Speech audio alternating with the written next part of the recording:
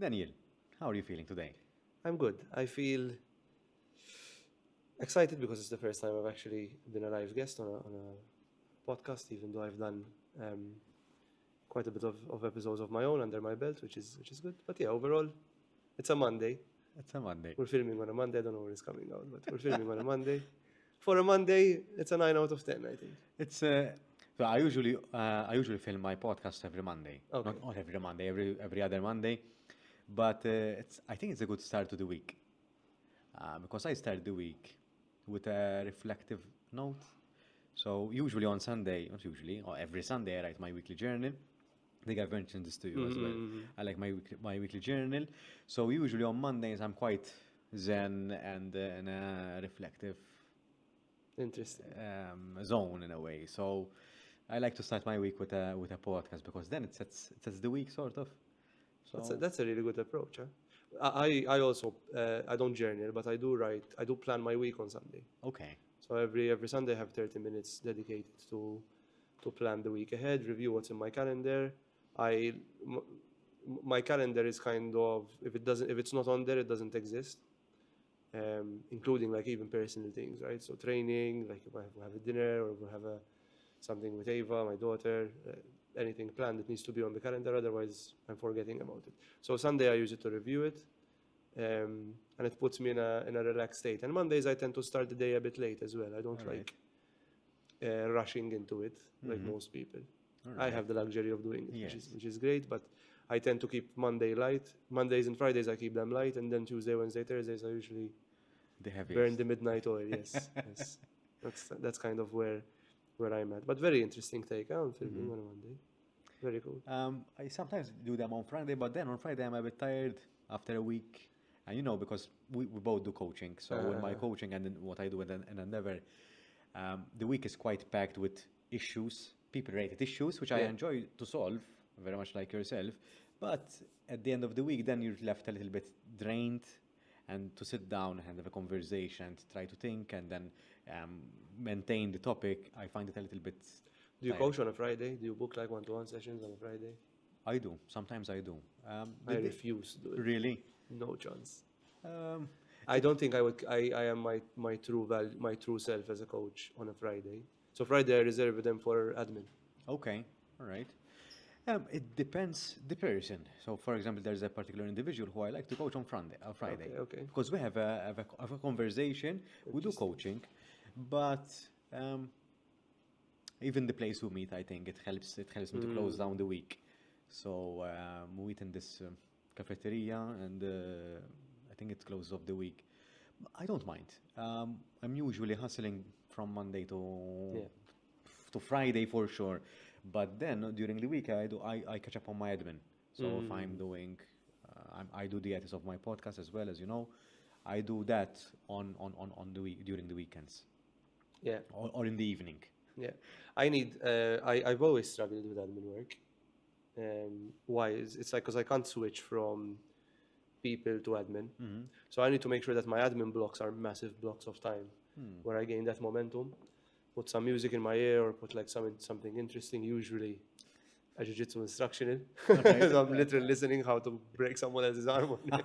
And I'm actually writing up administrative reports or contracts, whatever. But that's where. But then I'll pump it out. I'll pump out a lot of work in a 4 hour sure. span. for It's like example. the deep work. Yeah, I enjoy doing that because I only do deep work. Like that's the only way I can get stuff done with quality. Otherwise, I will just do a lot of surface do you group things as well? trash. Yes, absolutely. okay. So if I know that I have, so for example, I did some admin work today because I had some free time between my last appointment and then coming here. I had like 3 hours. So I was like, perfect, fantastic, excellent time for me to actually get stuff done. And I pumped out like 4 different contracts for 2 different clients. I did like a massive analysis, like a cost budget analysis. Okay. Looked at that. So I was like, okay. And it was very flowing, I was in my flow state. All right. Very rare that I do admin on a Monday, but Well, you it was a found you special found the gap. occasion today because I'm coming on your show. So. Then going to take you back a little bit in Sure. what you just said here today. You have the luxury of having to wake up a little bit later on Monday. And how has been the transition from being employed to self-employed?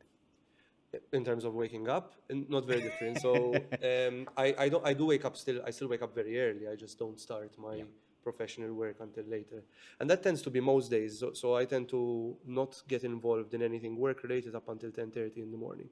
I'm then running till like 8, 9 o'clock in the evening. Don't get me wrong. So I still do my good 12 hours a day. It's just that I stagger it as well. I don't like, because in the morning I like to go train, and then I come home. I obviously shower and everything. I have a breakfast. I recover a bit, spend some time with my partner because she also works from home, and then I leave the house, and God knows when I'm back in again. The transition was, I think, it wasn't that bad in terms of the lifestyle, because what I did before I left HSBC, I was in a chief of staff role, right? So I was pretty flexible. And I worked around the clock because there were different time zones. So I worked with call centers in China, I worked with call centers in India, Malaysia, the US, Egypt, and Malta. And the UK. So I used to wake up in the morning I used to start, I think, around 6 sometimes. If I had meetings, because 6 is the Asia market. So they would be about midway through their day. And I would find my inbox full of requests from the Asian market that I served, deal with that, have some meetings with the Asia guys. And then by 11 o'clock, the UK people start, their days at 10 a.m. So it would be 10 a.m. at their time. So then my inbox starts coming in with UK requests. So I would finish that. And then by 3, 4 in the afternoon, it started to dwindle down a bit. So I would relax a bit. And then by 6, we're starting to hit the US and the Canadian and the Mexican markets. So I'm making it sound busier than it was. It was quite well staggered, luckily. So when I transitioned, so it was almost like I am self-employed because I made my own time. I didn't have. How was it like managing people because I believe it was online from what I recall. Yeah, so it was completely remote. How was it understanding different cultures as well and different ways of doing things? I mean, I had been there for 14 years, right? So I had a very good understanding of the different cultures. I've worked mostly with the British market, but the Indian market was quite familiar to myself as well. Obviously, the Maltese market was mixed. Egyptian market, very similar to Maltese, if I'm honest, surprisingly.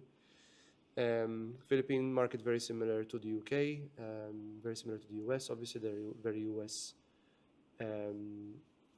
inspired country, obviously, because they were a colony as well, or a military base, I believe. And the Chinese are a very, very specific culture, very interesting. I loved working with them. Very hardworking, very driven, incredibly disciplined, very performance oriented, but at the same time they have a very good community-based culture as well. So how is it navigating it? I think because of my experience, I was pretty lucky that I had known most of those cultures before I delved into the role.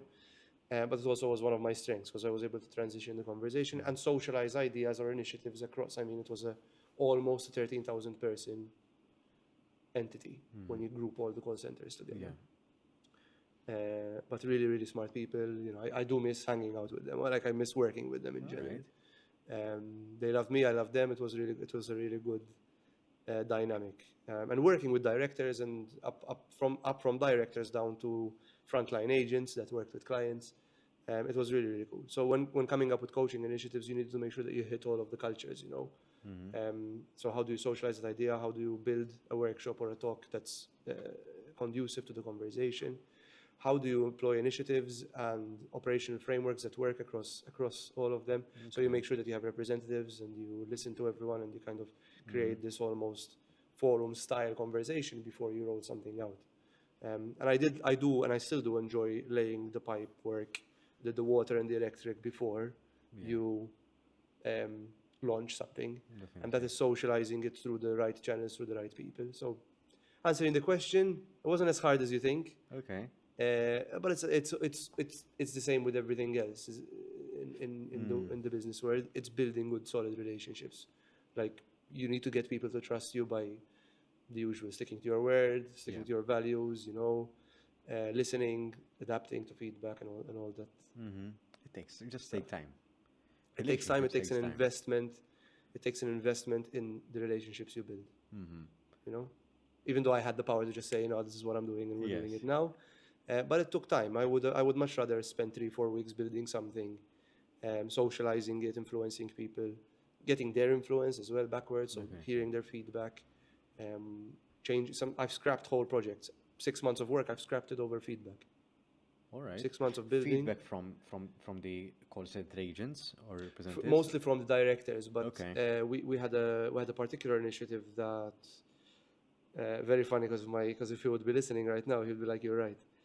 Something that back then my managing director wanted really to put through. So I was the executive head, right? So whatever my managing director thought, I was like, "Okay, I'll get it done." I was the fixer. That's what the chief of staff or a COO does, right? And I was like, "Okay, I'll get it done." But I disagree with it and I don't think it's going to work. And here's why. And I listed literally every single problem. I was like, JFDI, just fucking do it, I was like, okay, because he used to use that terminology. JFDI, done, just do it. I was like, okay. We did it, built the proof of concept, tested it out. It worked. It worked on paper. Brilliant. I actually forgot what it was. I just remembered the output. I actually forgot what I'm trying to remember, but I genuinely forgot because it's been like 3 years ago now. We went to socialize it the first time in front of the kind of the exco, like the directors of the whole entity, and it was just met with cynicism and neglect. So he ended up scrapping it, and I remember having a told you so conversation. I was like, if you just listened to me, we would have spent the last 6 weeks on something more fruitful. And he was like, you know what, you're right, and I will definitely listen to your advice going forward. But that created that credibility. It had to happen for me to get credibility. I was like, I know what I'm talking about. Definitely. Because again, because I spent most of my effort and time building relationship, understanding what matters to them. What is their agenda, what do they need, what is their pain points, what are their headaches. And then when you go with an initiative that doesn't hit specific criteria boxes in that person's brain, and then you do it collectively across 7 different call centers, and you're not ticking those boxes, then you realize, okay. So the same thing does work over different call centers, or you have to adjust because of cultural differences or geographic location? So yes and yes. The answer to both questions are yes. But the thing is, so something that was really, really good in a conglomerate such as HSBC, we're talking about north of 270,000 employees, Something that was really, really solid was their value and beliefs were very much aligned across anywhere you would go. So in any country, in any way that you would work, the value system is completely, like the values and responsibilities of each person are clearly defined across a set of metrics which are aligned with the business beliefs. So yes, culturally there are differences, but value-wise they're all aligned still. Interesting. So very, very, very interesting, very well constructed and very well thought out HR effort. And this is very interesting to me, this because there's where I come in. And I've been in the room delivering a workshop of CEOs and top management people. How did HSBC manage to align so many people across the same values? I think it's a massive effort across the board. I think they invested heavily in leadership training. I think there's the element of repetition. So you're repeating the message. Okay. On average, a human being needs to hear it 7 times in anywhere. Like that's a marketing rule, but also it works in the business world where you need to give that level of feedback or something. You need to mention it 7+ times for it to start planting its roots inside that person's or collective group's head, right? But then you need also the leader to drive it. You need to spot out the bad apples and provide the feedback or eliminate. It's just the world of business. So, that's one of my mantras. Like with every client I engage with, and I'm quite a boutique approach. I don't have many clients. The clients I engage, I am fully engaged with. I visit their offices, I spend time there, I work with the individuals, I work with the leadership. I go all in, I roll my sleeves up, and in fact, I only have one client from each industry. I don't tend to take similar, I don't tend to do what most coaches and consultants do, which is service everyone from the real estate market or everybody from the car sales market. No, I understand, and we were discussing the first time we met. We have a very similar approach to things, and to me, what we do at Endeavour, I think it's very important that we give a tailored Yeah. aspect, a tailored workshop, a tailored training proposal to the client. And yes, I think the benefit that you get from working with, let's say, all real estate companies is that you gain expertise Mm-hmm. and the main common pain points. So let's say if you work in manufacturing, for example, you get that we work in shifts, for example, and For sure. data is out. So you get the main pain points. But you're also then, if I own the company and I have somebody helping me out, I would not want them working with any of my competitors, because if I come up with a new idea, guess who they're sharing that with? Yeah. And they're selling it across the competition, right? So I would much rather keep everything as internal as long as possible. Obviously, if I disengage, I would most likely go with a similar client within the industry because, hey, guess what? I know you're inside out of your competitor. Yes. But at the same time, yeah, it doesn't make sense. And that's usually my pitch. And you mentioned, sorry to No, it's okay. talk over you, but you also mentioned proposals. So I don't work with proposals. I don't propose anything. I propose, let me have a look at what's going on in your company. Yes, but what we do is a little bit different as well. Yeah. So I do the consultancy aspect, Yes. and then I do the fractional Yes. director aspect, where let me come up with initiatives what to change, and let me implement them for you. Let me train your people. Let me, I've had terminations with some clients. I've actually helped him or her or them terminate employees which were just not a fit. Yeah. You And know? it's a difficult conversation that you sometimes need to have. It's never easy. I've terminated quite a bit of people in my career. I'm not talking in the hundreds, but I've terminated quite a bit. And I remember my first one, which was a garbage termination from my end, and it was torture doing it, and it's literally never a nice feeling. I mean, it shouldn't be, otherwise you'd be a psychopath. But it's never a nice feeling, because obviously you need to make sure that you're super sure about the decision. One, I think you need to take in consideration that person has a family or has expenses to maintain. So you need to make sure that the exit plan is clear for that person and support them as much as possible, even though you are stopping the engagement with them, regardless if it's employment or if it's engagement. I think so. There's a moral conundrum of it. And then there's the legal aspect as well. You need to make sure that you are within your legal bounds to do so. Because if you're not, you're opening yourself up to a hell of a lot of risk and Definitely. And in HR, we're speaking from my area as well. HR, last week I was delivering a workshop, 2 workshops, and some people, at least in Malta, I'm not sure whether is your experience from the companies that you consult, we probably agree, is that people are afraid of HR. And mainly because sometimes, not in most cases, HR has to be in the middle. So they need to be with the business and with the people at the same time. And sometimes they have to shift. And most people have the expectations that HR is always with them, always with them. That's and it's not always the case. Sometimes the business is right, sometimes the people are right. And I was sort of like explaining how HR works in different parts of the world. And for example, in the US, HR people are like lawyers. Because their main job is to prevent people from suing the company they work for. And most HR internationally, they're called HR business partners, so they're not employed, they're engaged. Yes. And they're usually through another firm, or they're promoted internally, but they become a business partner. So usually they hold a shareholder within the company. They have a salary still, or whatever. That's a good point what you said. I think I would agree that this is a tough one, because my opinions are very skewed on it. So good HR, people shouldn't be afraid of you. 100%. So good HR, so a good HR function maintains confidentiality, is well trained and well versed in HR practices. They understand the element of risk, because that's what HR is. It's a mitigation of risk for the employee and the employer. But then again, I think HR's vested interest will always be to protect the employer, and through that they would protect the employee, because you need to protect the employee because it's part of your duties as an employer.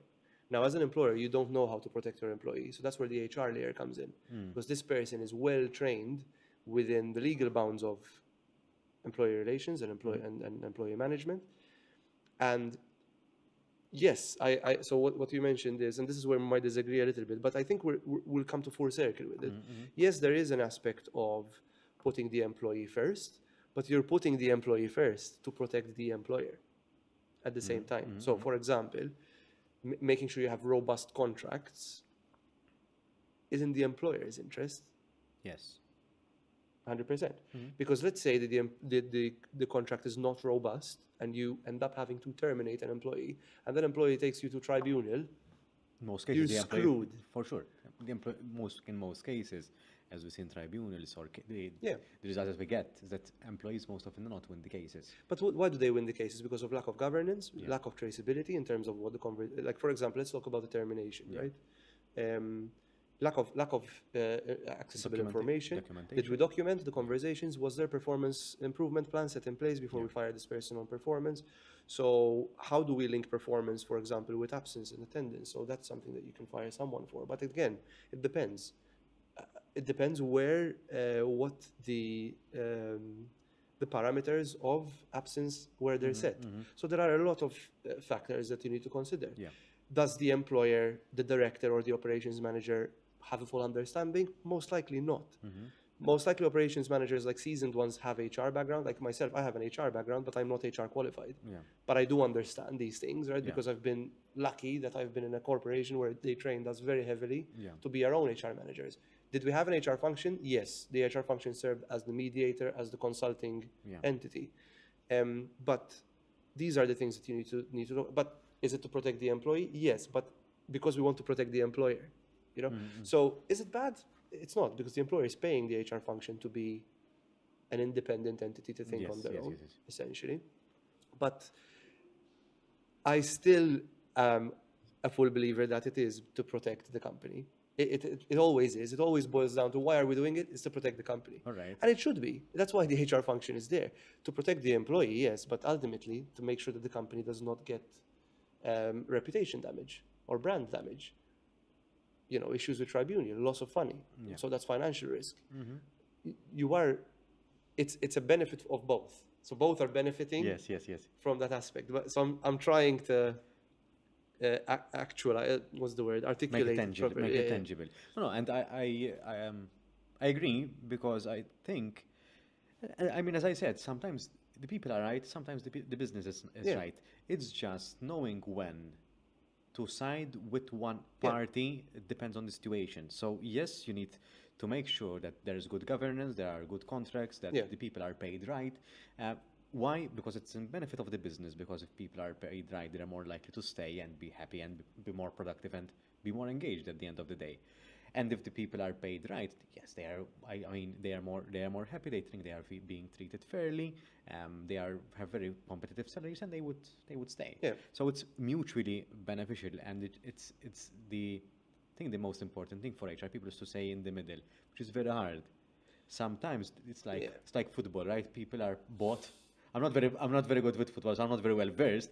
But it's like you're buying a player so that the opposing. But that's your tribal instinct. But remaining objective is key. But why? But again, so let's use the example of making salaries competitive, so people stay. That's a financial decision. It's not for the benefit of the employee. It's a financial decision for the benefit of the company. The employee benefits out of it because it's a good HR function. Be like, listen, Dan is a really, really good HR representative or an HR manager, but he's complaining about his salary. So at some point he's going to leave. And if we get someone else to train, it's going to cost us more money to train somebody up to the level that Dan is trained. So why not increase his salary? To protect, one, the information that Dan knows about this company, we don't have to retrain it. We don't waste time, and, you know, an extra 4K a year for us is nothing compared to how Dan will feel out of it. So as an output, you are definitely gaining as an employee, but as a company, it's probably gaining more as well, or it's gaining at the same amount. And that's kind of that's where I say financially, yes, because I'm not sure if there's the right ratio, but if the employee is not producing at least a fourth of their income, it's the other way around. 4 times, Four times. 3 times. They're not being productive, so they need to provide in value 4 times as much as they are earning. So that the company is being profitable and sustaining. So it's 1/4 in a way. So yes, the company in terms of value, they should be getting more because they are the employer and they need to make the business profitable. Otherwise, the person would lose the job eventually. Exactly. Exactly. So yes, in terms of value, I think I agree that the company is to reap more benefits by having that individual staying. And yes, as a byproduct, the person benefits from. And that's the element of objectivity, I think. Absolutely, our objectivity is like the first. I think it's the number And it's one. very hard to be. Sometimes it's very hard 100%. to be objective. Sometimes on both fronts. So let's say you have a person who stole something from work, let's say, and you've been last week. Someone robbed or stole your mug, let's say. You feel more inclined to punish that person because someone stole from you the week before. So yes, that might depends on what the person stole, right? But there is a, objectively speaking, even if someone Experiential stole, bias, yes, yeah. if someone stole from the company, you can't simply just fire them on the spot. No. There, I mean, you can. Yeah, I mean, you can. You Nothing's can, stopping you, but yeah. But at the end of the day, it's when you're at a tribunal, it gets a little bit more complex than that because you need to prove one, that the person is guilty, and that the company did actually something to prevent or to change or to mitigate. Sure. So even if something is wrong, stealing is wrong. But the way we approach it can be differently. So if we've been through a similar situation, we might approach it, we have the bias, and even if something is wrong, we need to tether with care as well. So it's very hard to stay in the middle. And sometimes, even sometimes when the decision, the right decision would be against the employee, you still need to make sure you do all your due diligence as an HR manager. Yes. So as a senior manager, I was sometimes asked to conduct disciplinaries. That was just kind of how it was. At the grade I was, if it was a gross misconduct where it would potentially lead to termination, they would pick a random senior manager. And every now and then, like jury duty, you get picked. And it was good because you flex that HR muscle a bit, kind of, you just flex it and you train it a bit and you remember the ins and outs. And I remember I had a very, very specific case where it was absolutely grounds for gross misconduct.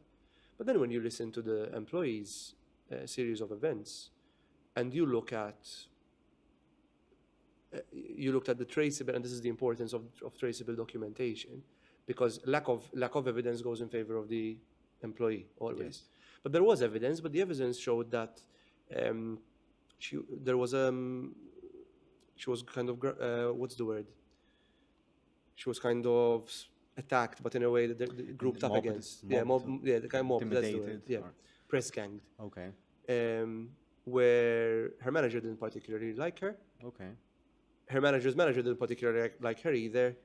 And you could pick up that there was certain predisposed biases.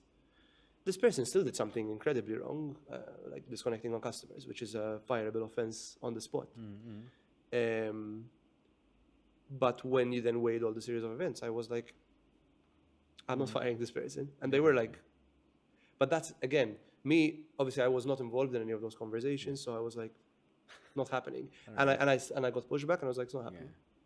I'm not going to be responsible for someone's termination if I'm not feeling 100% comfortable. I remember very early on, a mentor of mine said, when you're making the decision, make sure that you can see yourself sleeping at night with that decision, that you're happy with it, that you can stick to that decision, and that you're comfortable with it. Yeah.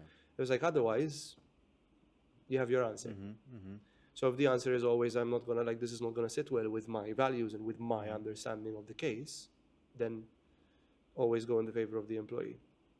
And so that's just an example of objectivity. But it also, and the reason it was, okay, fair play, I kind of had the moral obligation not to do it because this person obviously has, you took the moral weight of this person has a child, they have finances, etc. But then there's also the aspect of, if this person decides to act up and bring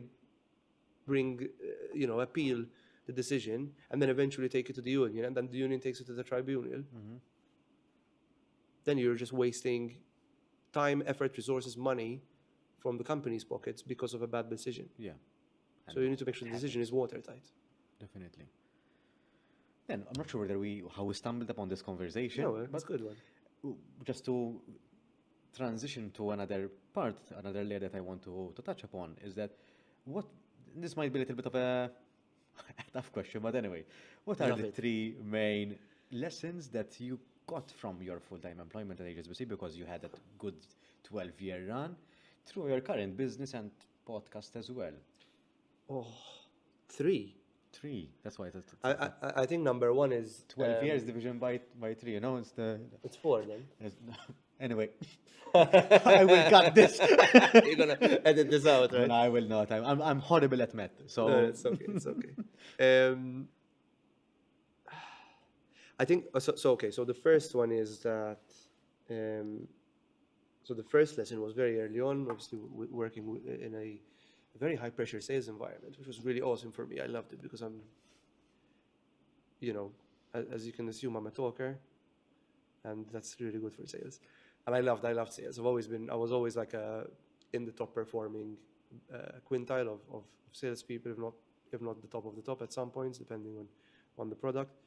But I think in sales, it's that it's the client relationship that comes first. So I think one thing that I teach as a basic fundamental of sales is that the engagement and the discovery of every conversation is crucial. It doesn't matter how good your product is. Doesn't matter how much features and benefits you share of that product until you actually build a good relationship. Until the client's ready to listen, don't bother. Doesn't matter how good it is, So number 1 is that the client comes first in every single scenario. So in every business you have, if you're not putting the client first, you're setting yourself up to fail. If it's not now, it's in 5 years' time. It's in 10 years' time. If you try and scale without the ideology of the customer is the center of everything that you do, don't bother. Like, you need to change that ideology. Not the money, not the people, not how many nice cars you have and how nice your office is, or how many monitors you have, or how many curved monitors you invest in. If your client process or pipeline is not given the love, the TLC that it requires, you are screwing yourself over. Whether or not today it's going to be in the long run, it's going to happen. So that's the first one. Oof. I think the second one is that if you become a leader, make sure you develop yourself as a leader. Just because you're a good employee doesn't make you a good leader. A lot of companies do it, especially locally. Oh, you're a top salesman? You know what? Build a team. It's going to be really good. And then they just suck. And the people end up leaving them because most likely, and it is incredibly likely that a high-performing employee has sociopathic tendencies, because that's just how it is. You're just a lone wolf. So when then you have people depending on you, unless and it's a trainable skill. It's a different ball game. It is because you need to be patient. You need to listen. You need to give time. You need to train. You need to invest time in your people. Give them the right tools. Sometimes you need to adapt certain training mechanisms that are different to different people, because some people learn differently. Sometimes you have to have difficult conversations. Sometimes you have to give feedback. Sometimes you have to take it. You fish for it. So I think as a leader, you just need to learn to value the aspect of leadership and not just performance. So it's no longer just about the numbers. I mean, the numbers are important, yes. But I think the bottom line, again, is building good people relationships. The third one. You're doing great. So Am I? But the thing is, I'm scared of leaving something out. But that's what drove me into coaching with leadership. So I'm sticking back to point 2 before going to point 3, because this is important. I think is knowing how to a certain extent, be able to coach through really actively listening is key. And having that curiosity and that humility to say, I'm still not good enough. I'm still not good enough as a leader. I've worked with humble but confident leaders, and I've thrived. And I've worked with confident but very egotistic leaders, and I've struggled personally because if you're not willing to listen to your people will eventually leave. When they get good enough and they start to learn their value, they won't stay with you. They'll go with someone who values them more. And thirdly, learn how to put the right processes in place to get data, and then use the data to make data-driven decisions. Intuition will get you to a certain point, but it will plateau and it will keep you there. So because I specialize in helping businesses scale, that's going to have to be the first thing I preach about, which is, okay, what data do you have? And most of the time, because I work with a lot of SMEs, most of the time the answer is, oh yeah, we have data. And then when you look at it, it's not. It's very intuition-driven data. Oh, no, yeah, that's how much we've done probably. But it's not really true data. It's not really... so data is it's very cool. I think it's one of my favorite things to work with because it shows the chasm between what people think is data and what actually is data, and how people tend to bend data to their agenda. Or to not necessarily in a malicious way, don't get me wrong, but they just tend to bend it to prove their point because that's the way that they portray it. So just like HR, remaining objective with data is incredibly hard and very difficult. But it is something that I do enjoy. I do enjoy proving myself wrong, and I used to love proving other people wrong with data. No, that's not what the data says. But yeah. I'm not very good with numbers, as you could tell. But data is important, and once you understand data, I mean, numbers are, as much as I hate them, they don't lie. Yeah. So if you collect the data through a good source, a good survey, a good questionnaire, a good data point, once it's collected, you know that the data is good. The figure that you have in front of you, it is a good number. Even though it might indicate something negative. It depends. I think you mentioned surveys. So, for example, I was completely responsible for the people survey across every call center. So it was a big job. I remember I used to have to book 3 weeks out just to do the data reconciliation, split them in size, split them by market. I used to do a lot of that. Loved it. Don't get me wrong. I was like full ADHD on it. It was awesome. Loved those 3 weeks. But they were very grueling. But building that massive data model based on people's opinions, so based on a survey, it was a 45-minute survey that was based on a 1 to 5 scale, and it had like 170 questions that each employee was asked, and they had to do it. And we used to have between an 80 to 90% uptake. So quite a lot of people did it. So we used to have like 7,900 something surveys, right? But it was all opinion.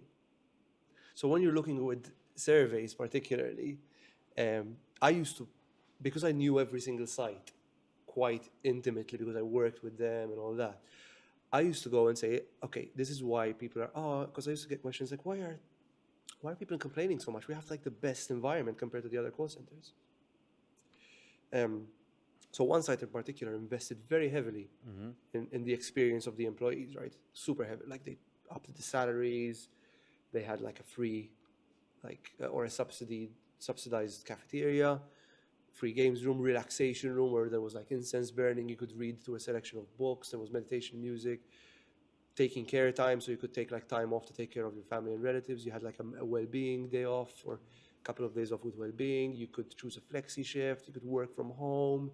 You had like sofas with sound. Like it was brilliant. Right. Brilliant, like genuinely the best place to work. Like if you had to compare it to anywhere else locally, it was but it had the worst scores out of every single site, like by far, like 20% less than any other, like the worst, the second worst. And I was having this conversation with the director, and the director was going like, I don't understand. We've done everything that they've asked us on the survey, and we're still like the lowest scoring. They improved, but we're still the lowest scoring. I was like, I'll tell you exactly what happened. You've tried so hard to please them that they've become incredibly entitled. So the bar is just completely raised. When you don't know how good you have it, you're happy. And that's just general human behavior, right?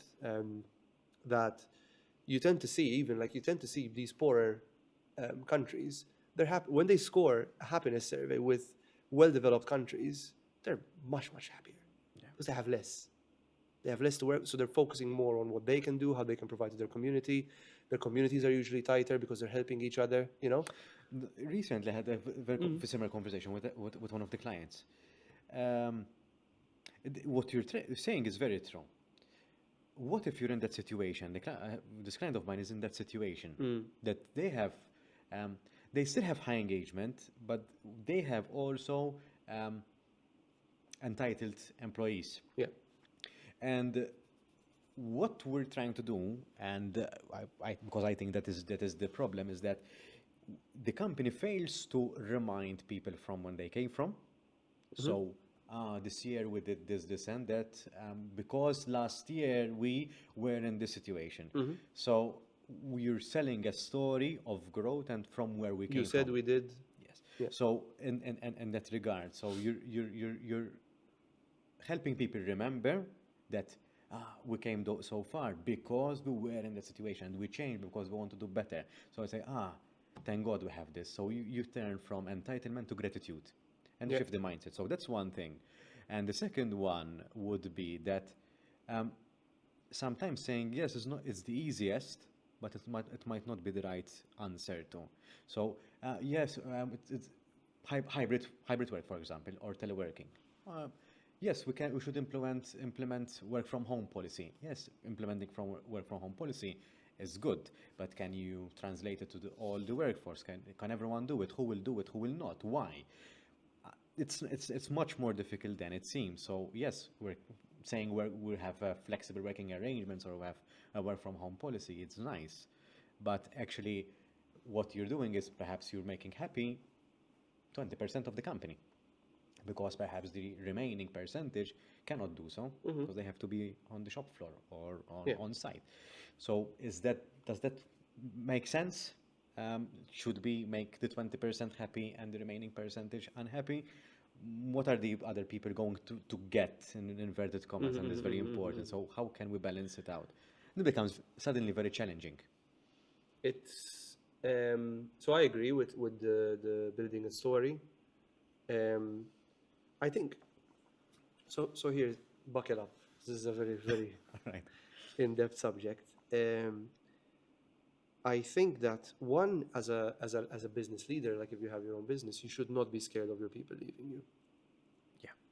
Why? Because you end up making desperate decisions to please everyone, and what happens is then you just end up in this state, right, where entitlement, you get held hostage by your top performers. Again, I'm not saying mistreat your employees, right? This is not what I'm saying. No. What I'm saying is that, all employees at some point have a shelf life with the company. Yes. So either you implement really good progression frameworks. And there's the employee life cycle. Yeah, there's the employee life cycle.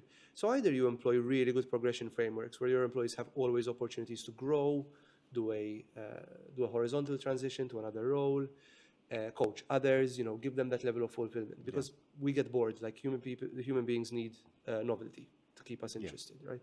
Like I remember the longest I stayed in a role was my last role, which was 4 years, but before that was like a year and a half. I would always move. I would get really, really bored because I would understand what the concept, master it, and then what am I going to do? I just know what I need to do now. But going back, so you mentioned telling the story. That's great. I think there are two spectrums that you need to take in consideration whenever you are making changes to your employee environment. One is the engagement aspect, so the HR aspect, so the making sure that people are happy at work, and but keep in mind as well that people are happy at work when they have a purpose, when it's fair, when it's disciplined, when there are clear set goals and rules. So as you put the bar up with employee well-being, so must the discipline aspect. And people tend to forget about that because discipline equals bad in some people's eyes. And completely, it couldn't be further from the truth. I think discipline is obviously, if done properly, if done right, discipline is an incredible catalyst for progress. Incredible. When people are disciplined, regardless if they're disciplined because they want to achieve a goal. So let's say, Dan, you are on a 20K salary, you want to get 30K. And I'm like, it's not that. Like, if you're going to work really hard in the next year, if you do these things every day, if you follow my lead, and I'm your manager, if you follow my lead and you listen to exactly, you're going to get a manager's role, and you're going to get 35K as a salary. So what happens? So now you have a carrot, right? You're following that. So you become disciplined. You start following my twice. You start doing consistent hard work every single day. Your efforts are noted. You start coaching others. Your purpose is all of a sudden you're increasing your purpose and your clarity because you know exactly where you're going. So that's discipline.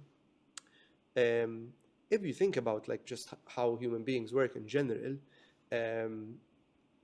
let's use war as an example. Yeah. At the fear of losing your nation, people get disciplined. I'm going to start, I'm going to get into the army. I'm going to do this. We're going to start working harder to manufacture weapons So that's the level of discipline that goes through fear or anxiety. Yeah. Ideally, we avoid that route. Obviously, you don't want to make people scared of coming into work because their performance then dips at some point through burnout. You know what I'm saying? But the element of discipline is key. So having clear procedures, enforcing those procedures with everyone, and I mean everyone, so there's no exceptions, unless there's an exception list in the policy, and that needs to constantly evolve. So there's that element of discipline, and then you improve at the same time as the discipline goes up. So then you're training your leaders to make sure that they have the discipline themselves to hold themselves and their peers accountable, so their employees can look up and say, that it's happening everywhere. I am not just a victim here. This is just how. So now you're shifting the culture of high performance, like Netflix do it, right? So Netflix have, I forgot exactly what it's called. We can Google it, but Netflix have a review that their manager has to hold with every single employee every X months. I'm not sure. So one-to-one meeting. No, they need to do it in their head. Okay. Which is, if I had to go back in time and hire this employee, would I do it? And if the answer is a no, then they have the free reign to terminate that employee. Free reign? And it is a well-known cultural practice in Netflix to do it because they say we're not a family, we're a high-performing team. And if you're in any sports team, if you're not performing, if you're not pulling your weight, you're sitting down on the bench or you're not making the team next year. Okay. And that's how they want to operate. And guess what? They have a fantastic work environment. It's fast-paced. People also work their asses off because they are part of. They're part of an all-star team. It's a cultural thing, so you know what you're getting into, sort of. And I mean, Netflix is quite a popular company, and you pick things up. You know exactly what you're looking into, but it might not happen because we might have young listeners listening to this episode. If you're young, you might not notice this, so you might have to go through your first employment until you realize what I'm about to share. Now, in our age and with our experience, we can get into a company and get a feel of the company culture right away. Yeah.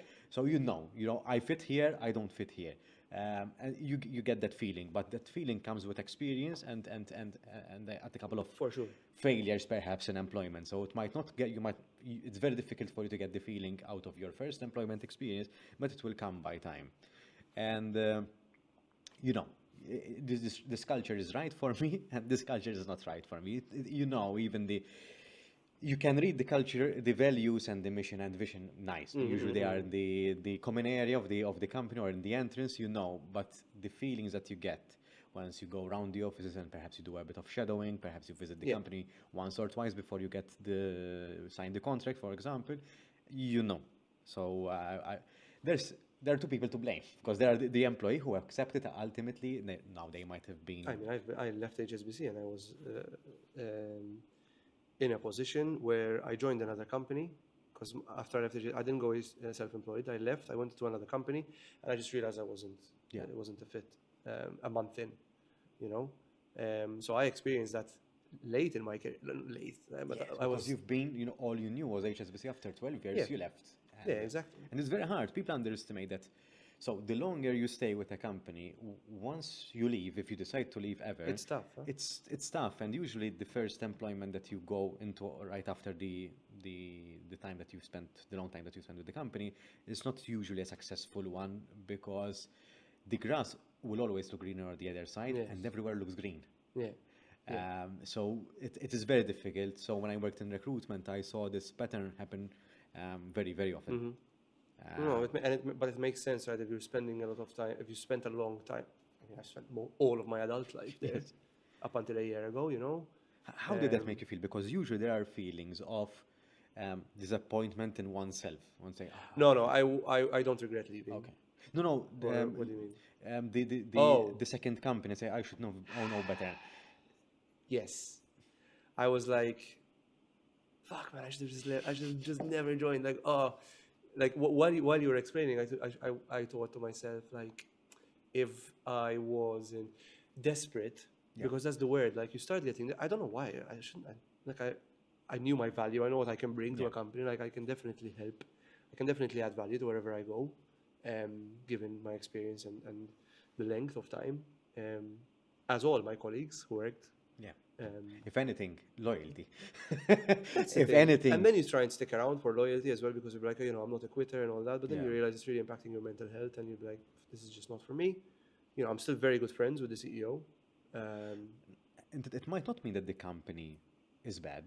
No, It's no, just no. there It's just was not a fit for me. just a fit. Yeah, the company is not bad because people still employed and still work there, right? Definitely.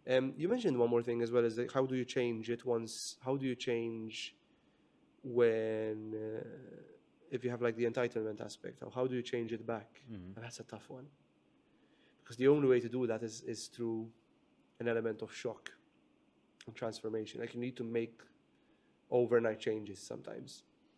So when you've reached a culture of entitlement, you can't unentitle people. It's very hard. It's incredibly hard. So changing it from entitlement to gratitude is incredibly, yeah, it's very difficult. Very, very difficult. No, it is difficult. It's 100%. tough. Especially, and the bigger the organization is, the harder it is. I would say how coachable are the leaders. It dep- so And that depends. and it depends. And the tougher it gets if the leadership, all across the board, are not coachable. So if leadership is ready to be vulnerable, admit their mistakes, and work on themselves to be a little bit more assertive and to know where they position themselves within the company and within themselves, the more coachable they are, Yes. the easier it is to get them there, and the easier for them to resolve without massive shock. So I think everyone's coachable, but it is definitely a galvanization exercise with the harder ones. So you need to, it's just a matter of time. 100%. But then you also need to be able to draw a line. Huh? So it's where you at some point say, listen, you're Yeah. just not a fit anymore. This is not where the company is going. We're And going to that's have where to it part gets ways. tough because Yeah. in that situation it's easier to do a little bit of a deep clean. Now it can happen with the employees or with the management. So either the management changes or the employees change because of the management. So we That's might. a good one. So it's I think it's always the leadership. I think so. As somebody who's been in leadership now since 2013, 2014, I've been very lucky. I've had really good mentors. I've had really good, awesome, kick-ass people that I've trained. I've built some really good teams. Not to my credit, they were also very coachable people. Yes. But I've had tough people that we've turned around. But I've had tough people that we've had to let go. I think as someone who's been in leadership, sorry, I kind of went on a tangent there, but the buck always stops at me. So if there is an issue, if there's any issue within the company, I would never put the responsibility on the employees, unless it's like unless someone punched someone else in the face, like something like that, or if it's a gross misconduct aspect, then yes, then that is. But if it comes to culture, if it comes to behavior, that is the leader's responsibility to manage that. Coach it or manage it, right? So you manage up or you manage out. That's a very common trope. I believe in the manage up or manage out approach, which is first you try and manage up, you give every single opportunity for that person to improve. And 9.9 times out of 10, those employees improve. Yes. You get that 0.1% where they don't because they're stubborn, they're very tough to coach, or they've just chosen to stick to their guns. And then at that some point you say, listen, you're not a fit anymore, we're going to have to part ways, or you can change. This is the option. So then you kind of change the tone aspect of it. But almost never it's the employee's fault. Yeah. It's always the management. The leaders are always responsible for. So one big red flag that I notice is a CEO that blames their employees. Like, that's a big red flag. And Yes, my for usual, sure. I was like, nope, buck stops at you, man. Yeah. You're the problem. Yeah. You are 100% the problem. And both strategically and also financially speaking, it's easier to upskill the leadership rather than the employees. Oh, for sure. In terms of leadership, so in terms of decision making, because a leadership team is made up, let's say, 10 people, but the employees are like 150. So it's easier to focus on those 10 people rather than on the 150, And that takes time. Huh? It does take time. That takes effort, and it takes consistent effort. So, controversial, I don't believe in training sessions as a standalone tool for change. 100%. I really don't. Even if you do a 7-month workshop where you meet them every month, No. it's not enough. You You need need to be one-to-ones. you need one-to-one conversations. Or Absolutely. small group coaching. Or workshop, like small group workshops. I'm talking about maximum 6-7 people. Yes, for sure. And that works. I love doing workshops because you don't go in with a set agenda and you're going to get a lot of conflicting values and beliefs. Yeah. And that's where you kind of try and resolve them, or you try and kind of navigate the lens until it becomes this convergence of everyone. Yeah. Okay, so I need to do it this way. Like when I do some, like I've started to do a bit of a sales workshop, right? Just building basic fundamentals with sales fundamentals with a client of mine, and I open it up with, these are the 2 rules as a salesperson. You need to have your own sales process. You need to have a sales process, and I'm going to teach it to you today. 2, no sales process is going to be the same, because then you have to adapt. Once you understand the fundamental, you adapt it to your own personality or whatever you want to do, right? So it depends on kind of who you are as a salesperson, who you want to be, what kind of brand do you want to settle out there. So that's rule 1 and 2. Like and guess what? People disagree, and then they agree at the end of it. They'll be like, so that's what it means. So as a salesperson, you always have to engage, you always have to discover, you always have to present the product, you always have to finish how, you always have to kind of negotiate and close the deal, and then you have to service the customer, you have to, the fulfillment aspect of sales, right? Those are fundamentals. You can't change those. But how you engage, yes, you can. How you ask, what kind of questions you ask to discover, absolutely. How you position your product, you might have someone who's very analytical, so you focus on the features and the benefits and how they're going to impact the client. Or you might be somebody who's very salesy, so you kind of just focus on the storytelling aspect, you know? Then you negotiate, not much room there, but, you could be a soft negotiator, you could be like, And then how you service is incredibly tailored to who you are. You could close a deal and you give each client a hamper at the end of it. Or you could close a deal and you just fulfill with the client and keep a note of what their birthday is, and then send them a happy birthday and give them a discount on their next purchase, for example. Yeah.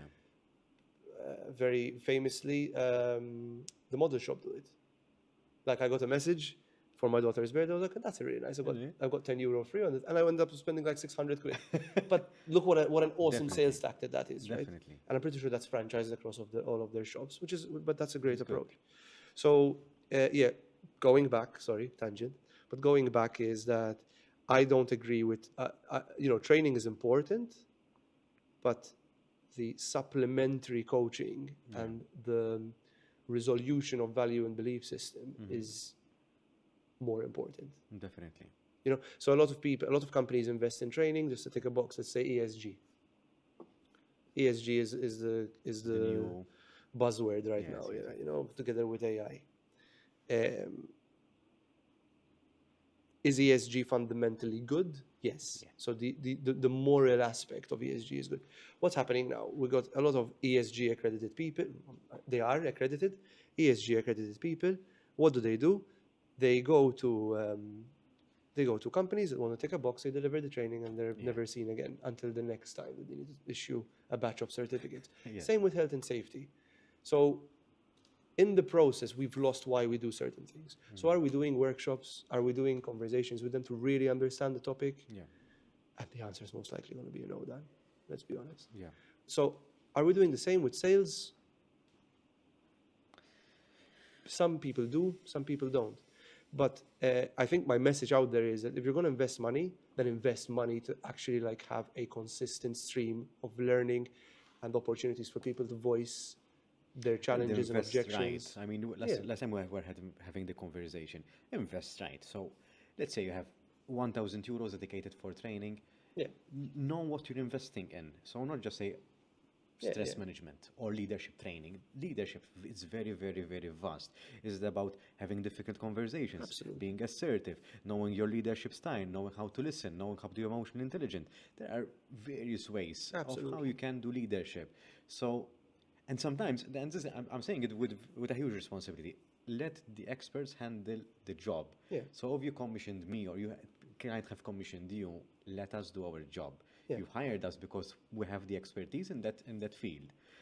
I wouldn't go to do product development because that's not my role. I wouldn't go to design a website because that's not my role. You hired me because I know people and know how to treat people in organizations. That is my jam. And and I use that as well because I'm like, I know people, like that's my thing. Like I Yeah. understand. Yeah. Um, I don't know if it's a gift by God or whatever, but Sure.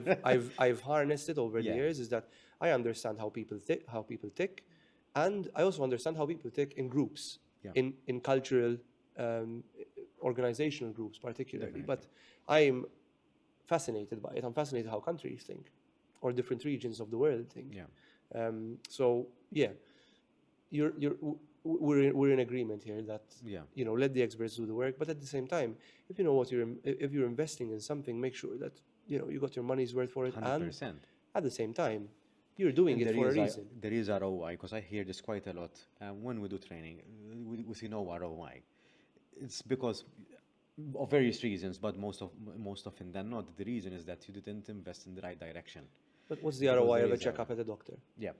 Sometimes you just need to do something Yeah. because you believe in the cause. You're trusting the process. And a lot of people are, I'll use the word ignorant to the impact these things have, because they've Yeah. not done it before. And I'm talking about directly, like people I pitch to, like I meet. Yes, yes. I remember when I was building my client base. Oh, so you do motivational talks? And I'm like, can you do training to give them some motivation? I'm like, no, I don't want to motivate your people. That's your leader's job. Yeah. Like I want to kind of change the culture. No, motivation doesn't last. Because what It'll get you started. it'll get you started, but then Yeah. ultimately you need to make Yes, sure you have discipline and discipline, consistency. consistency, exactly. And that's the value that does just I feel locally just does not exist. Yeah. It is genuinely one of the biggest issues we have as a country, is the lack of discipline, and you can feel it at government level. You can feel it It's at. a Mediterranean vibe, I would say. I'm not sure exactly what it is, but I want to eventually write a paper and call it Malta the ADHD country. I am guaranteed. I am. So I'm ADHD. So I am wanted diagnosed to ADHD. thank, I thank know. you for mentioning it, because that was my next question, because I'm appreciating the conversations we're having right now, and appreciating the alignment at the same time. You bring an operational vibe, and I bring a people kind of vibe, Yeah. but they work together very Yeah, well, and so I'm loving the conversation. But I wanted to touch upon this because you're an adult, and you've told me that you recently did the diagnosis in Yeah, ADHD. earlier this year. And I think most of our listeners would appreciate having this conversation. I've actually partnered up with Joseph K. Muscat. We're doing a neurodiversity workshop as well, which is he's obviously a neurodiversity consultant. He's an expert. Obviously, it would have already been done by the time this is aired, but because it's happening this week. All right. But he's a neurodiversity expert, and I will bring in the aspect of how to. So 40% of the workforce is neurodiverse. That is a What is statistic. neurodiverse? Just So for listeners. autism, ADHD, dyslexia, left-handed. Other. So then you've obviously got bipolar. You've got so anything where it doesn't fit within the box of a neurotypical person. Okay. Particularly ADHD, it means your amygdala here is underdeveloped. So neurotypicals have I think it's the amygdala, might be. Okay. But anyway, it's a filter, so which allows you to filter things and focus better. So an ADHD person, that filter is completely open. So you're just getting all the information at once, all the time. Okay. It has its perks, so you have great pattern recognition. You can handle multiple things at one time. You can jump from one thing to another very quickly. And then it has its downsides, so sensitivity to light and sound. That's why I got up as well, like earlier, because of the light. Sound, so I wear these blockers when I'm at an airport or something. I have to put them on because it's very overwhelming. Like if and that's why I don't coach in cafeterias. I don't coach in busy meeting, and it needs to be quiet, because any sound instantly just puts me off my train of thought. Right? I'm better at it now. Training really helps. Obviously, that's why I train so intensely. Physical training really helps. It reduces the symptoms by like 90%. Okay. Which is really, really Because effective. you tire your body out. Does it make sense? Yeah, it puts so ADHD it is not a disability. It is the hunter gene. So it's coming from the back when there were hunters and gatherers. The hunters had to develop a quick reaction to sounds and movements in the grass. Okay. For danger. So they were the protectors and the hunters essentially in the caveman times, right? And so they had to develop that. So obviously the filter opened up so you can see more. So that's why the sensitivity to, obviously in the modern world, you don't need that because we're not hunting for jaguars anymore. Yeah. But that's why we're very sensitive to light, very sensitive to criticism, something called RSD, which is rejection sensitivity dysphoria. There's something called the ODD, which is oppositional defiance disorder. So we're not very good taking orders. Okay. So that's why a lot of entrepreneurs and CEOs are ADHD, Okay. right?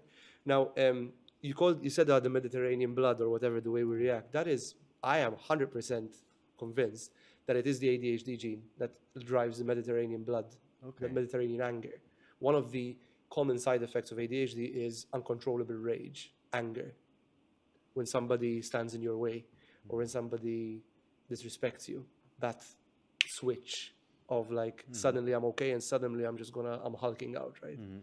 So I have that, like I control it, but sometimes I don't. Sometimes I have bad days, and unfortunately, my close family gets the brunt of it. Very rarely nowadays. Since I've been training, it's really calmed down. So as much as we hate routine as an ADHD neurotype, we also need it. We hate it. We hate the routine. It's very boring. It's very dull for us, but we also need it to thrive and survive. So that's where the discipline comes in. That's why I'm a big fan of putting myself in uncomfortable situations that require me to be disciplined, Okay. to do things I don't enjoy, because it keeps it in check. So I would love to write a paper as I educate myself more on the topic. I'm by no means a neurodiverse expert, but I do read a lot about ADHD, obviously enough, more so in the last 6 months since I've gotten the diagnosis. Why did you decide to get the diagnosis? Because it was really, so ever since COVID, when I noticed that the symptoms really, and as you get older, by the way, the symptoms get worse. Okay. But I realized that I've always realized that I learned differently, and I found things, the way I found things interesting were very addicting. So I would overly obsess Okay. about certain things. But as I got older, those symptoms got worse. And then when I had my daughter, I used to get really overwhelmed, like sensory overload, to the point where I'm just like, stop, and I was like, this is not me. And COVID really pushed out that anger aspect, where I was getting really angry with my partner and really getting angry with my daughter. I was like, this is not me. I am not this angry person, never was, Obviously enough, both my parents most likely have it as well, because it is a 96% chance Okay. that one or both your parents are ADHD if you're ADHD. It is a genetic trait Okay. that's taken down. And now that and obviously before, most of my professional career, I didn't work with many Maltese people. I worked with Maltese people inside a UK-based call center. We were all molded to fit the UK It's very requirement. interesting because you decided to get the diagnosis 6 months ago, which is roughly around the time you went on self-employment, right? Yeah, so it was about a month in Yes, of me there's being this- self-employed. Nothing to do with it. It was just an incredible coincidence. But then as I started working with more Maltese people, I realized, Jesus Christ, man, these people are all or are ADHD. And that's why they're not disciplined. They're very good at what they do. But then when it comes to actually doing the legwork, the administrative aspect, the governance aspect, or coming up with governance models or operational models that actually make sense. So what happens? So an ADHD person will most likely see the path of least resistance, which is what? Favors, exceptions, not following the rules, And I'm like, it fits. It just fits. When you say that, if we had to just sit and diagnose every single Maltese person, I'm guaranteed 2/3 of us will be either hyperactive, or there's 3 subtypes of ADHD. Okay. So I'm either hyperactive, inattentive, or a combined of the two. Okay. ADHD, and that's and it just fits. All right. It's just I'm not. It's a theory. It's obviously completely uneducated. It is educated, but very limited. Yes. Obviously, We because have no data yet.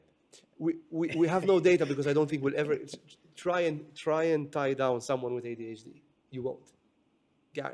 You will get their attention for 15-20 minutes at best, and then they start playing with their phone. So how is it like getting the diagnosis? What does it entail if someone is considering it? So it was 3 hours split across a month. So an initial quiz, and then another quiz, like a lot of questions, very scenario specific questions.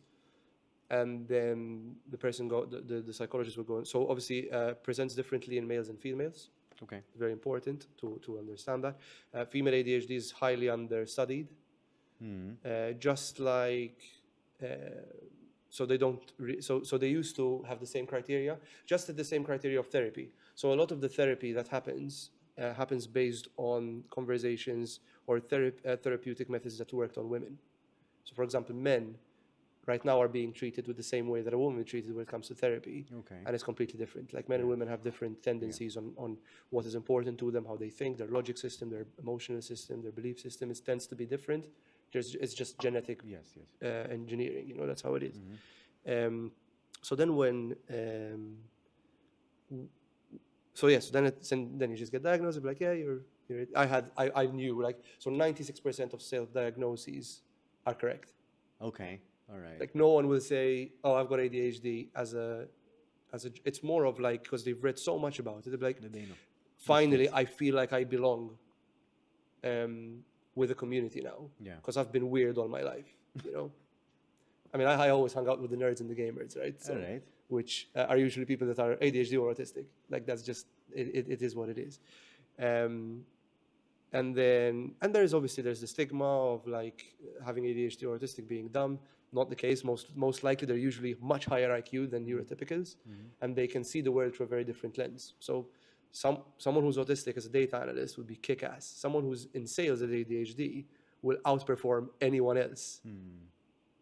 Why? Because of that energy, the hunter aspect. Like you're literally preying on the client and trying to back them, and that's your chase. So you're constantly chasing that dopamine hit of I close the sale onto the next one, I close the sale onto the next one. And most people who do sales stick to sales.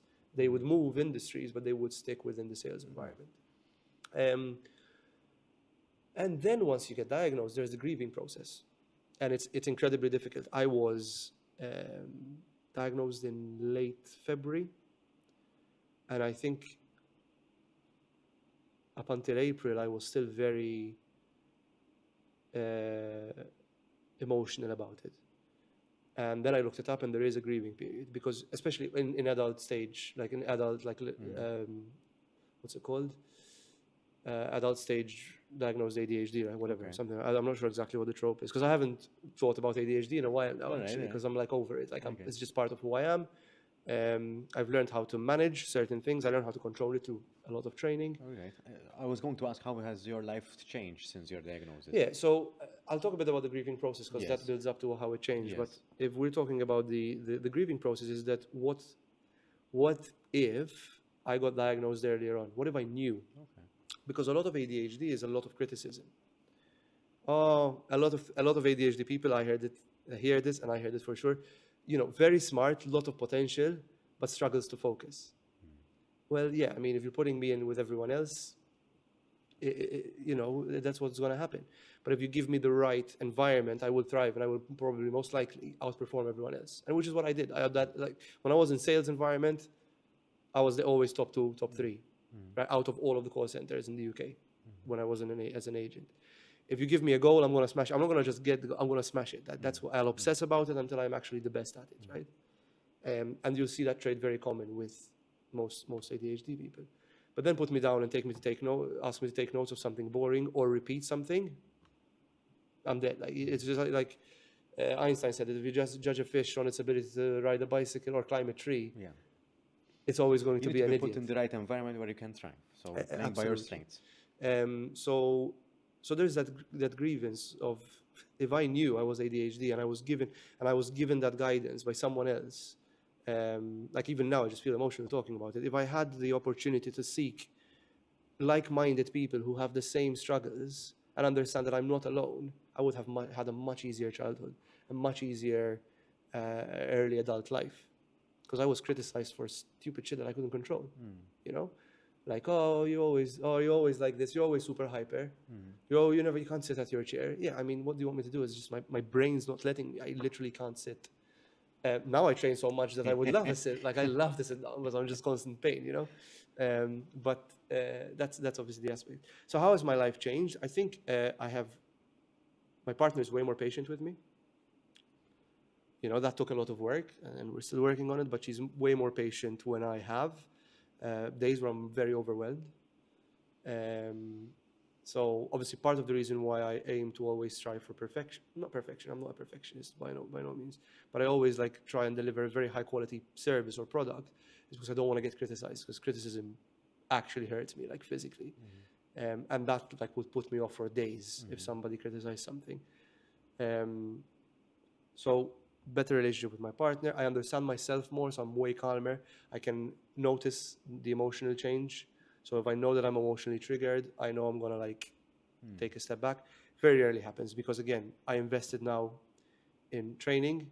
If you go to a jiu-jitsu gym, 95% of the people are neurodiverse, guaranteed. Like, I'm not joking. Like, I've gone up. In the gym I train, there's 5 people who are diagnosed ADHD that I know for a fact, and those are people that I've just spoken with. And I remember, obviously, I had started the jiu-jitsu when I was just diagnosed. Okay. So I was telling everyone because that's who I am. Your life changed all of a sudden. I So- had to. So I had Okay. so what it's like it unlocked. This is who you are. Right? This is who I Yeah. am. This is and then you learn kind of. I've got really good pattern recognition. So you lean into your strengths. Yeah. You know, you lean into your strengths and you lean into who you are more. Yeah. And it sounds a bit cringy, but I don't care. Like it's the reality of it. So yeah, I was talking to a lot of people in the gym, like, oh yeah, but why is it good? Because it gives you a lot of what's called force meditation. If you're grappling with someone, like any other combat sport, if you're fighting, but in jiu-jitsu particularly, if literally somebody's on top of you trying to choke the life out of you, you cannot think about anything else. You stop so your body learns to stop overthinking. All of a sudden, all your worries at work don't matter anymore. When you've got a massive guy that's literally trying to choke the life out of you, and your job is to defend or lose the game, or actually get choked out, or get your arm broken, or get your wrist broken, or get your ankle ripped off, or your knee ripped off, you literally can't think about anything else. So there's element of force meditation. Then there's the physical element, which is, a Stoic said, was it Seneca or Epicles? Okay. Said, put the body under a lot of struggle so it's not a slave to the mind, right? Okay. Yeah. But then don't train too much because then it screws up with the mind anyway. And I forgot the exact quote. Maybe you bring it up in post, but Maybe. but it is it's resonated with me, which is you need to put your body under struggle so your mind can work. Yeah. Because overthinking comes from a lot of like a lot of inertia. Your body has just a lot of energy that's locked in it because you're not using it. And then that's where kind of depression comes in. Like a lot of people I coach, the first thing I tell them is, what's your exercise routine? And they say, I don't have one. We're like, well, that you're already betraying your promise to yourself by not taking care of your body. Like that's step number 1. What if they don't have time? Bullshit. Because I'm running 5 companies right now, and I'm a father, and I've got my own hobby, and I still find time. I just train at 5:30 in the morning. You can, if you really wanted to do it, if you really wanted to take care of yourself, find time. If you don't have time, then cut something out and make time for your exercise, because you're not going to be here for very long otherwise. You're not doing yourself any favors. And I think that's the first step of discipline, because if you can't get yourself out of bed every single day and do something that, I mean, you could find something you enjoy, but let's say you just find time to take a walk. I started with walks. I didn't start with jiu-jitsu. I started with an hour walk every day. I used to put a podcast in my ear. I used to wake up really early and just go and walk. And I never felt like doing it, not once. But I made a promise to myself, and I was keeping that promise. It gave me that self-confidence of, I'm keeping the promise I'm saying to whatever I say is actually happening. Regardless of what my mind is telling me, I'm still doing it. So same thing with jiu-jitsu, right? Sometimes I wake up and I'm like, oh, this hurts or that hurts. I'm going anyway. But that's because I'm addicted to it, which is completely different. But still, it gives you that self-confidence. I was explaining to a client, they'd be like, oh, how do you do it? I was like, I used to walk into a conference room or whatever, a meeting, and you'll be nervous of what other people think. And I'm like, I've already been murdered 5 times today. No one can hurt me in this room as much as I've been hurt this morning. So you've kind of set the standard, your day of, I'm starting the day with something incredibly hard. It's not going to get any harder. Yeah. Simple as. So that's kind of, So plus, obviously, there's the community aspect. I literally found my people. Like, these are people that I love to hang out with after. Usually we train, we go have a coffee, and then my day starts. Or the people who are diagnosed with ADHD? Both. All right. Okay. Both. So, and they're both in the same spot. If that makes sense. Okay. But people who have to train jiu-jitsu are good friends of mine now, and we like just hang out. In the summer we go swimming together. After training we go have a coffee, and then my day starts. Like last time I just did a barbecue like a couple of weeks ago. Mm-hmm. And they just came over to my house. We're just because we understand each other. Plus, we're building the sport together. We're getting now we're competing together, which is great. So it's a trip, So there's that community element that's really awesome. When is the competition? Because last time you I've told got me. 2 coming up. I've got one on the 30th of November in Milan, All right. and one in Rome on the 15th of December. Oh, so very, very I close. have to lose a lot of weight. I have to lose 3 more kilos, which I'm already feeling very weak for. But Why? So that because of the weight because I'm class? naturally at 81, and I need to go down to 74 to weigh at 76 in the gi. Okay. So you're weighed in with the gi. Oh yeah. Okay. Yeah, But you're competing with the lighter gi, right? No, you compete with the gi. I mean, no. Because last time you told me that you train with the heavy. The gi is for the Yeah, listeners and we viewers. compete with the gi is lighter, the with the kimono. uniform, the kimono style. So there's 2 types of jiu-jitsu. There's Yeah. gi and no gi, right? No gi is, I like it, but it's very explosive, and I'm not very athletic. So with gi, there's a bit more control because you have your grips, and you can keep the person a bit less jittery. Yeah. It is, and obviously it's the original BJJ It's more sport. authentic. They're both very incredibly. I still do no-gi jiu-jitsu sometimes, so I still train in no-gi, but I like to compete in the gi only. I'm not very good in the no-gi. I'm still okay, to be fair, but I think it's. I'm garbage at both on a white belt. Like, I get It's a different grappling technique, perhaps, because you can touch. both the same. I think with no-gi, if you're looking at grappling, it's more close. It's same. It's jiu-jitsu, still jiu-jitsu. So you still got the fundamentals, which is the 2-on-1, the push and pull, the action react. Yeah. And the distance creation of distance and the closing of distance. Closing if you're attacking, creation if you're defending, right? Although there are some defense that you close the distance anyway. But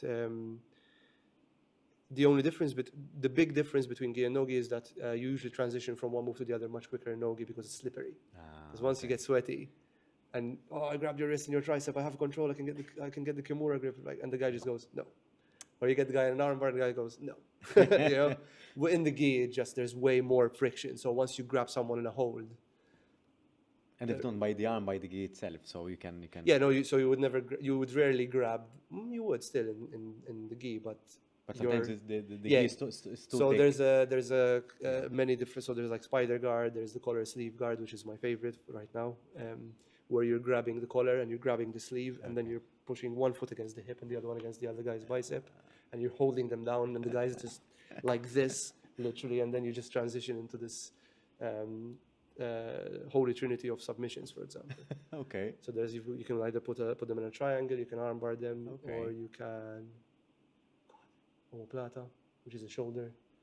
There's many other ones, but yeah, it's a very interesting sport. It's very layered. I would roll with somebody, right? Rolling is a sparring. So I would roll with somebody, I get the crap beaten out of me. And then I see that person being ragdolled by a black belt, like just genuinely played around like a doll. So there's levels to it. And then I see that black belt get ragdolled by a better black belt. And then I see that black belt get ragdolled by somebody who's visiting, who's a better black belt. There's just levels to the game that they're never ending. It's like the expert thing that we were talking a while ago, right? So it's just there's constant. You'll never finish jiu-jitsu. You'll never be. Oh yeah, I finished it now. And that's the beauty of it. And that's the beauty of many sports, I would say, especially martial arts, because there are different layers, and you can only. And in martial arts, you can train it till you are at an older age. So especially jiu-jitsu. Master it very slowly. So it is a very gradual. Especially a sport like jiu-jitsu, because or like you would arguably say judo if you start at a young age, but judo's a bit more impact heavy. Like you wouldn't box in your 60s. Yeah. But you would unless you're Mike Tyson. Yeah, unless you're a freak of nature. Yeah, but like, but I know, I sparred a couple of weeks ago with a 63-year-old brown belt. Absolutely destroyed me. 63 years old. The guy, the guy was just. I wasn't even on the same dimension as him. Good technique. I yeah, guess. no, for sure. And then you get humbled. I remember when I started, I got destroyed by a 14-year-old boy. He was like, I remember my coach was like, "Are you ready to get fucked up by a 14-year-old?" I was like, "What do you mean?" I was like, "Go spar with that guy." And he just absolutely demolished me. This guy's half my weight. So weight doesn't matter. And I remember a month or 2 months in when I was getting a bit like, not good, but you start getting understanding some of the one concept. and I sparred with this girl. She was 23 years old, 50 kilos. I'm 82 kilos. I was already like pretty fit at that stage because I was lifting as well, and I was training every day. My cardio was good, and I got submitted 6 times in 5 minutes by a 53 kilo, 50 kilo, 23-year-old girl. Intense. Absolutely humiliated. Yeah.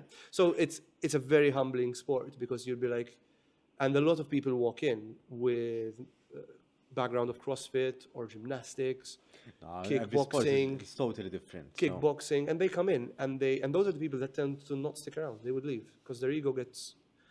I mean, I rolled against a 115 kilo guy, and he had just started.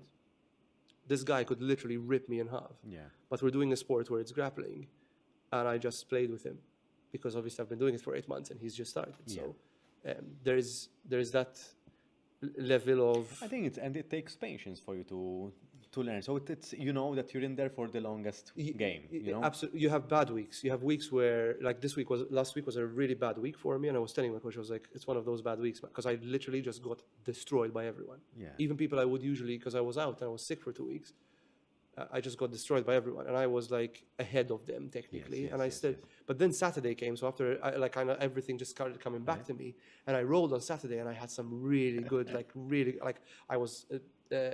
I was dominating, or not dominating, but I was like taking blue belts back. Like when you take the back, is like usually it's game over. Once I take your back, Checkmate. it's very hard to get out of it. You can, but it's very hard, and it's also a very high scoring point from a sports standpoint. Yeah, But if I take your back, you can't see what I'm doing, and most likely it's going to end up in a choke, or it's going to end up in a collar choke, or I'm just going to control you, and you can't do much, or I'm going to like armbar you. Something's going to happen because I'm either transitioning from the back and I'm going to do something else. Yeah. But I was like, and I left like with so. But I also left with the knowledge that it was just a good day. Like tomorrow is going to be shit as well, most likely. So it's a very humbling sport, and I think it really gives you insight into the real world as well, which is, and I notice the difference now with people who don't have a passion or a hobby that involves discipline, and you can see the difference in people who are disciplined and people who don't, and people who are not disciplined. I wouldn't call it they have a weak mindset, but they're very like their mindset is very easily malleable. Yeah. So one bad day can put you off, and you can feel like crap for a whole month. Yeah. For example, you know. I understand that. Usually, because we haven't touched upon the fact that you also have a podcast. We share a very similar name. Yes, I know. We're.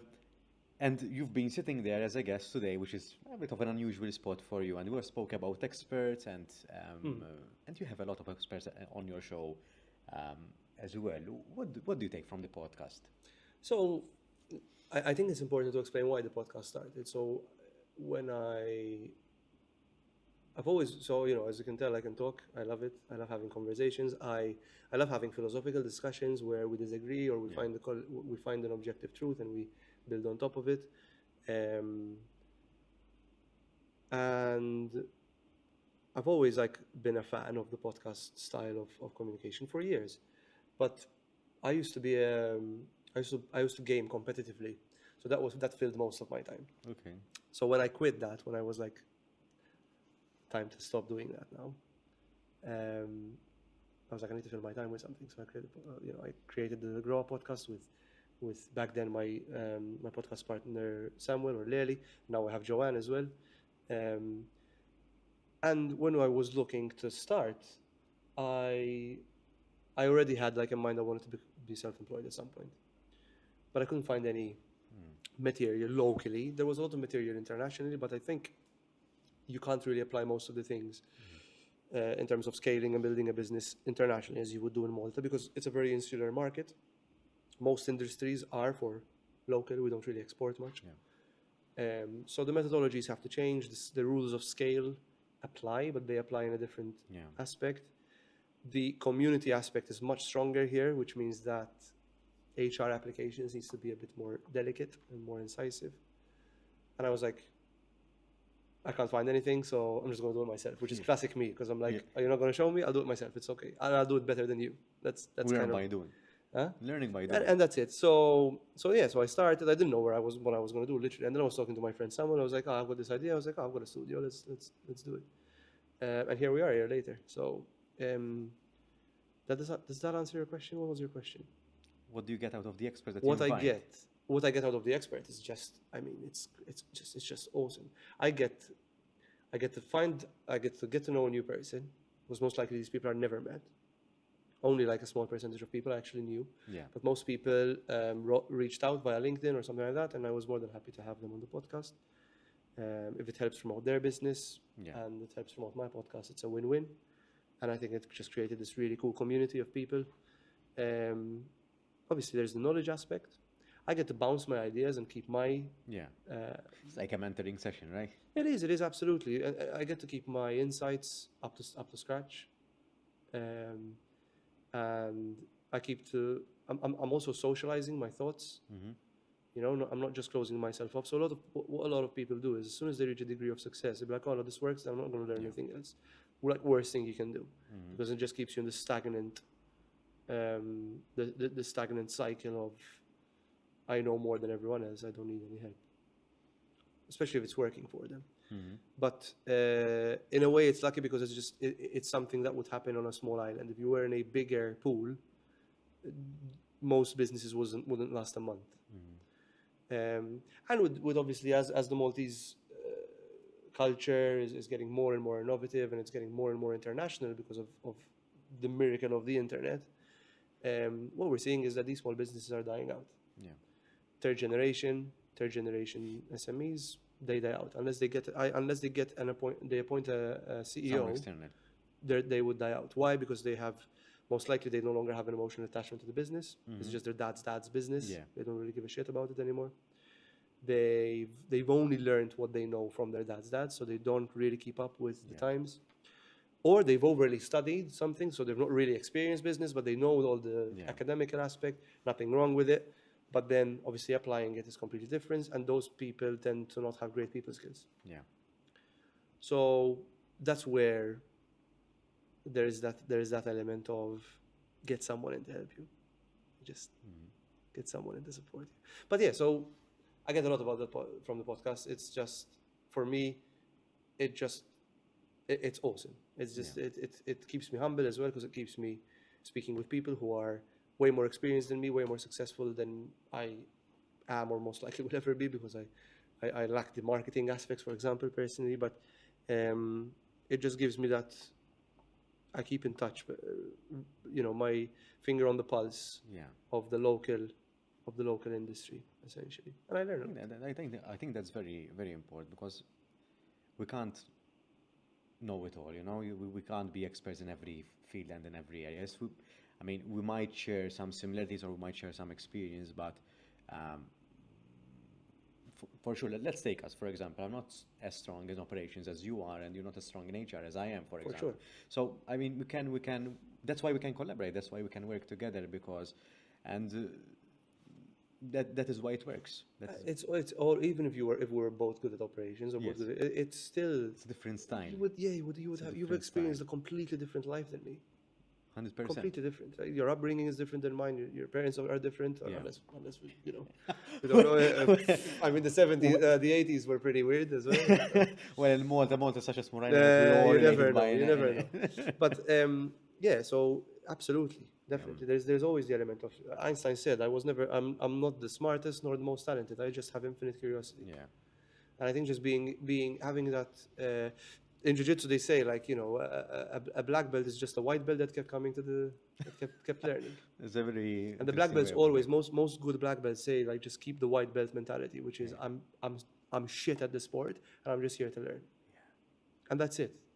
And this is such a good anecdote for life, right?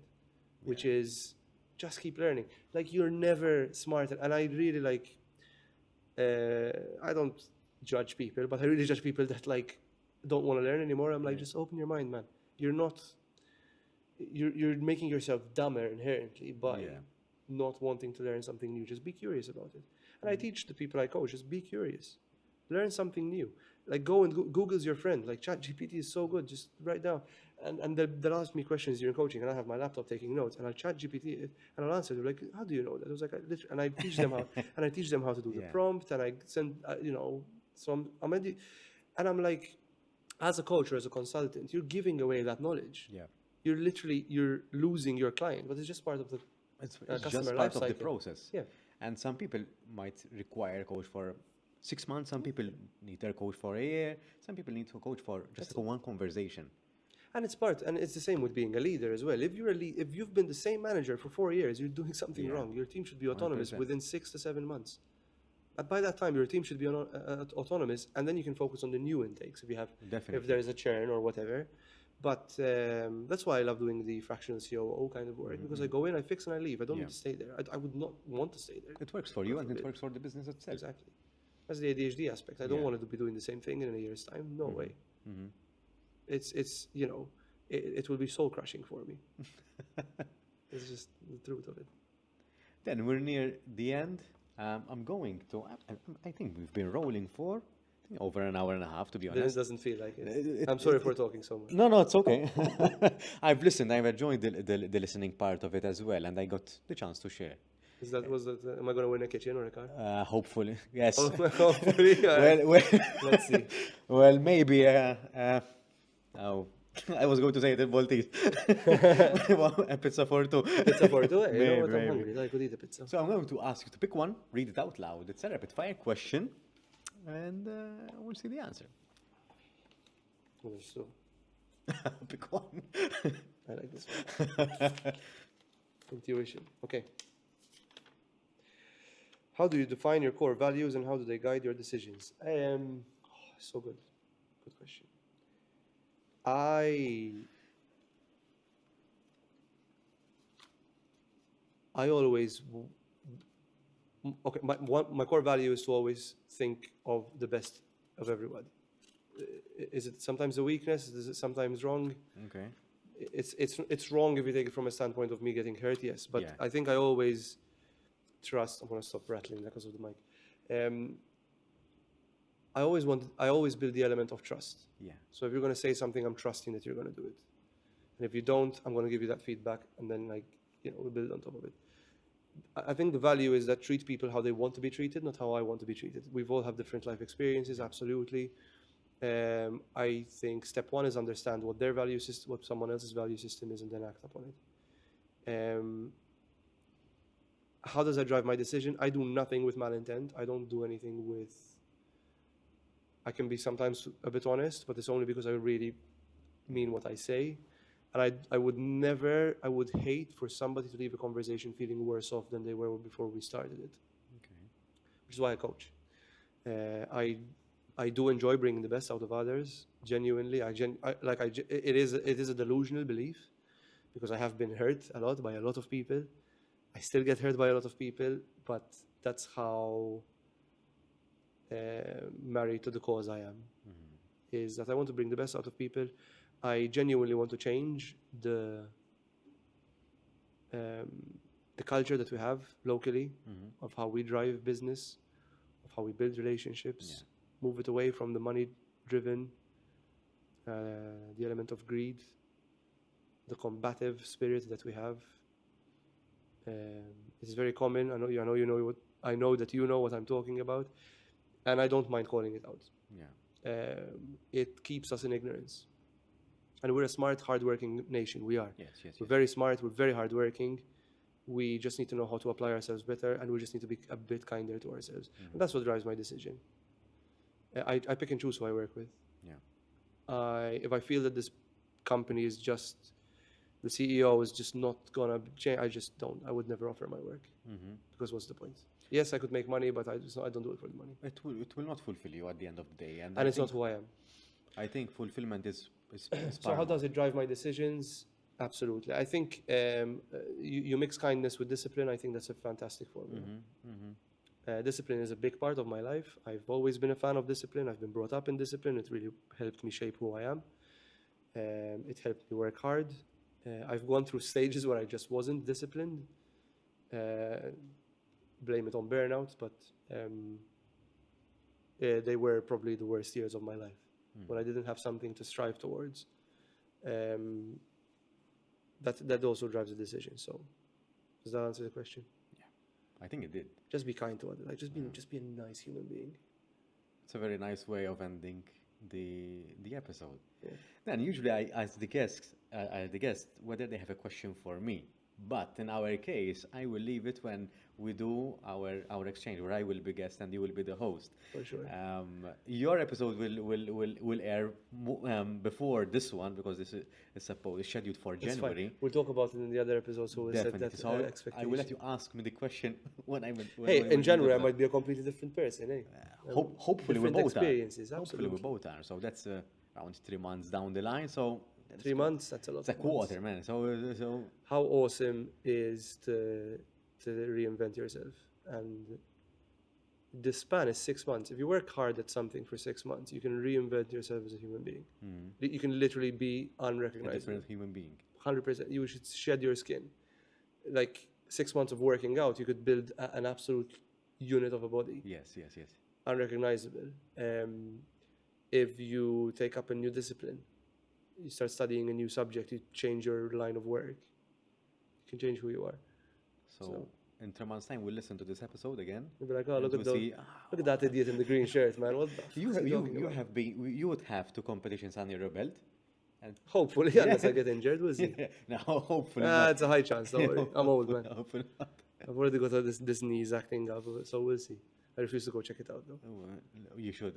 I did. So you know about my injury. Yes, so. yes. Then thank you for being here. Thank you for I the look forward invite. to our It's episode as well. And thanks for collaborating as well. I appreciate it. No, thank you. Really good setup. Thanks. Amazing conversation. Thank you, man. Thanks. Cheers. Well done.